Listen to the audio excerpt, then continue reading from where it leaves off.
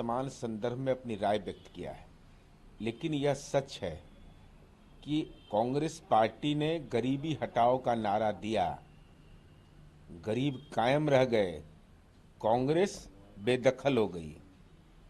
Congress party ने जनसंख्या नियंत्रण को जबरदस्ती करने की कार्यनीति अपनाई, निष्फल हुआ। और सीखना चाहिए उस दौर में। अरे सीखने में कोई दिक्कत है? नीतीश कुमार जी घोषणा पत्र पर नहीं काम करते हैं, निश्चय पर, कमिटमेंट पर। तो कमिटमेंट की राजनीति होती है। अगर कहा कि हर घर बिजली पहुंचा देंगे, तब पहुंचा दिया। तो कमिटमेंट।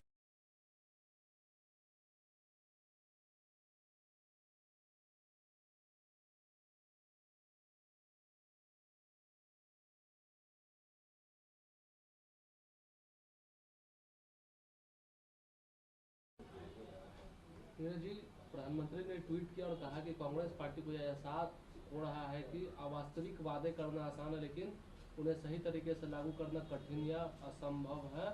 जिस तरीके से किसी भी राज्य में जहां उनकी राज्य कांग्रेस की, हिमाचल हो, कर्नाटक हो, तेलंगाना हो, इस सभी जगह स्वास्थ्य बंद से बेहतर बदतर हो गया और अधूरा झूठ जो है इन राज्यों के साथ एक भयानक धोखा। आदरणीय प्रधानमंत्री जी ने वर्तमान संदर्भ में अपनी राय व्यक्त किया है, लेकिन यह सच है कि कांग्रेस पार्टी ने गरीबी हटाओ का नारा दिया, गरीब कायम रह गए, कांग्रेस बेदखल हो गई।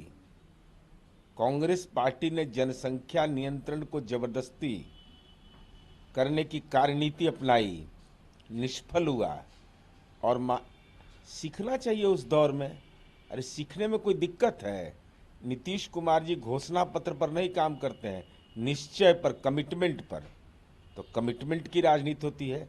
अगर कहा कि हर घर बिजली पहुंचा देंगे, तब पहुंचा दिया।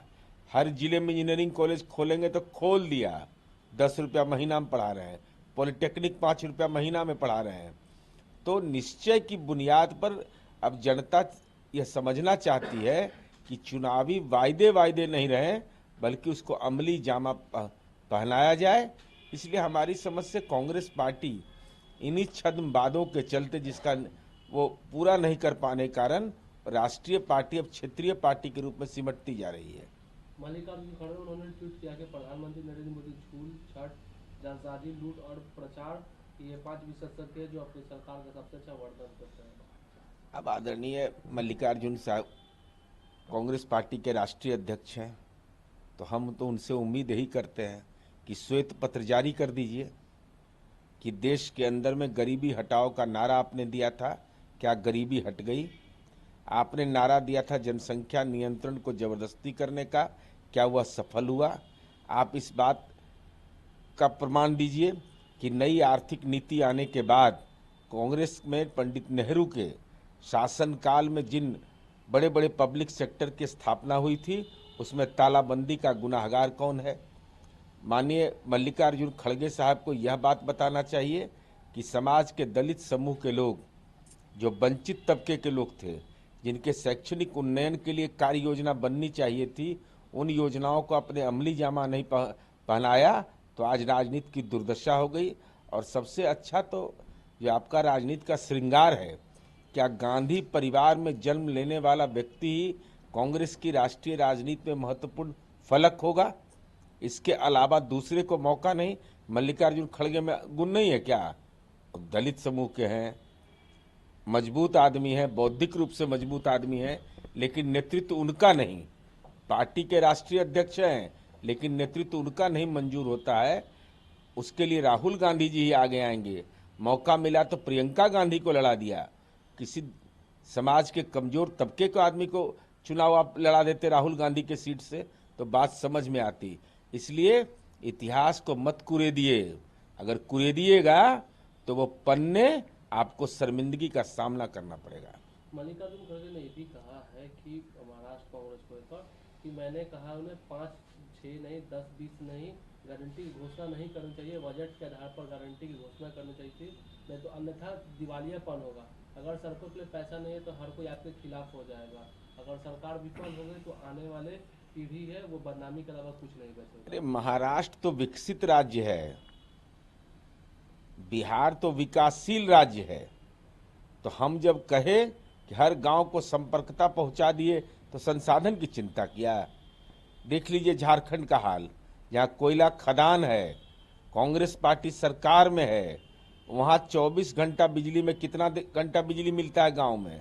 अब चलिए बिहार के गांव में 20 घंटा 22 घंटा बिजली उपलब्धता होती। अरे गारंटी क्या दीजिएगा?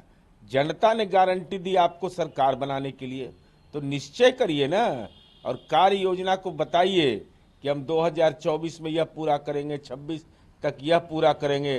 अब सीखना चाहिए मल्लिकार्जुन खड़गे साहब को कि मेरिन ड्राइव देखने के लिए अब पटना से मुंबई लोग नहीं जाते हैं, अब पटने में मेरिन ड्राइव देख लेते हैं।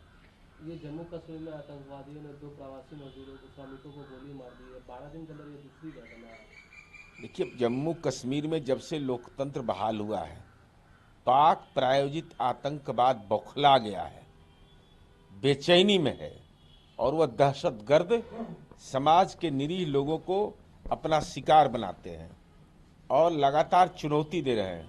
हमारी उम्मीद है कि केंद्र सरकार इस संबंध में संवेदनशील है और हमारी सेना का इतना पुरुषार्थ जरूर है कि अगर तुमने छेड़ा है तो हम उस चुनौती को कबूल जरूर करेंगे। तो ये हेमंत सोरेन हल्फनामा में उम्र को लेकर जिस तरीके से वो कहते हैं, अरे कौन हेमंत सोरेन जी हैं तब, जो जेल में जाकर के बहुत सारा ज्ञान होता है ना, जेल जाने के बाद आदमी को बहुत सारा ज्ञान होता है। तब क्या है नहीं है वो तो चुनाव आयोग उसको संज्ञान में लेगा। लेकिन यहाँ देखिए ना बिहार में उनके सहयोगी हैं, इस सैलरी घोटाला कर लिए। मैंने सैलरी नहीं बता रहे हैं कि कितना हमको सैलरी मिल रहा है, लगता है कि आंख बंद कर करके एफिडेविट पर सिग्नेचर करते हैं। अब नोटिस जारी कर रहे हैं, लीगल नोटिस। अरे 46 करोड़ 64 लाख जो शराब की कंपनियों से लिए बिहार में राष्ट्रीय जनता दल ने लिए, मैंने आरोप लगाया। वो लीगल नोटिस कब आएगा आपका? लीगल नोटिस का जवाब देंगे, लेकिन तब तक पीछा करते रहेंगे जब तक आप यह नहीं बताइएगा कि शराब कंपनियों ने कौन आश्वासन दिया था जिसके आधार पर राष्ट्रीय जनता दल को इलेक्ट्रल बॉन्ड में लोकसभा चुनाव के पूर्व 46 करोड़ 64 लाख मिला है।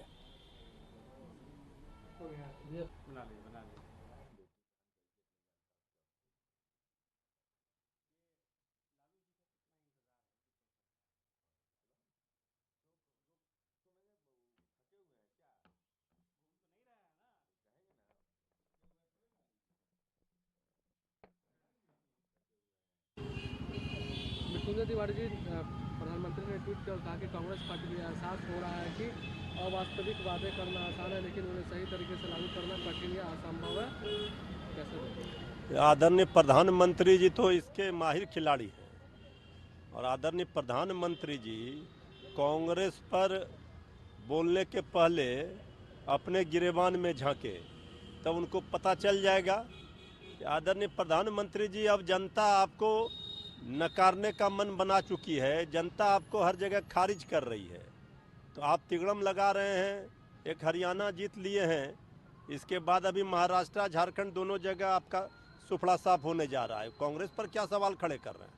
मल्लिकार्जुन खड़गे ने ट्वीट कर कहा कि प्रधानमंत्री नरेंद्र मोदी झूठ, छल, जालसाजी, लूट और प्रचार के ये 5 विशेषज्ञ जो अपनी सरकार को। ये तो हकीकत है, सब लोगों ने देश ने देखा है जुमलेबाजी को, देश ने देखा है झूठ की खेती किस तरह हो रही है। बड़का झूठा पार्टी का आदरणीय नीतीश कुमार जी कहते थे, तो ये देश ने देखा है आदरणीय प्रधानमंत्री जी किस तरह से जुमलेबाजी, झूठ, फरेब की राजनीति करते हैं। इससे देश अवगत है, देश ने पहचान लिया है। मल्लिकार्जुन खड़गे ने कहा है कि मैंने ये कहा कि महाराष्ट्र कांग्रेस में 5, 6 नहीं 10, 20 नहीं गारंटी घोषणा नहीं करनी चाहिए। बजट के आधार पर गारंटी घोषणा की जानी चाहिए, अन्यथा दिवालियापन होगा। अगर सड़कों के लिए पैसा नहीं है तो हर कोई हमारे खिलाफ हो जाएगा। अगर सरकार विफल हो गई तो आने वाली पीढ़ी के पास बदनामी के अलावा कुछ नहीं बचेगा। नहीं, सही बात है। देखिए, जब सरकार बनती है तो जो बजट होता है उसके अनुसार ही योजनाओं को बनाना चाहिए और उसके बाद जो इम्प्लीमेंट होता है धरातल पर योजना का लाभ कैसे समाज के अंतिम पंक्ति को मिले, इसके लिए सोचना चाहिए। उन्होंने एक अपना सलाह राय दिया है, ये अच्छी बात है। जम्मू कश्मीर कश्मीर में आतंकवादियों ने 2 प्रवासी श्रमिकों को गोली मारी है, 12 दिन लगे। जम्मू कश्मीर में लगातार वहाँ पर आतंकी हमले हो रहे हैं, प्रवासी मजदूरों की मौत हो रही है। पिछले बार के हमले में बिहार के हमारे मजदूर भाइयों की मौत हुई थी। इसके लिए सीधे तौर पर केंद्र सरकार जिम्मेवार है। हेमंत सोरेन ने जिस तरीके से अपने हलफनामे में उम्र को कहा, उसको लेकर कैसे देखते? ये सब विपक्ष बीजेपी का प्रोपगंडा है। हर जगह ये जहाँ जहाँ विपक्ष के नेता हैं वहाँ इसी तरह ये करते हैं और निकलता कुछ नहीं है। खुदा पहाड़ निकली चुइया। ये हेमंत सोरेन जी के ऊपर, चाहे अन्य राज्यों में जो विपक्ष के नेता हैं उनके ऊपर जहाँ जहाँ चुनाव होते हैं, जब होते हैं, तब बीजेपी का ये सब प्रोपगंडा, ये सब अफवाह फैलाया जाता है बीजेपी के द्वारा। इसका लाभ नहीं मिलेगा। हेमंत सोरेन जी की वहाँ सरकार महागठबंधन की, इंडिया गठबंधन की बनने जा रही है। इसी बौखलाहट में बीजेपी ये सब अफवाह फैला रही है।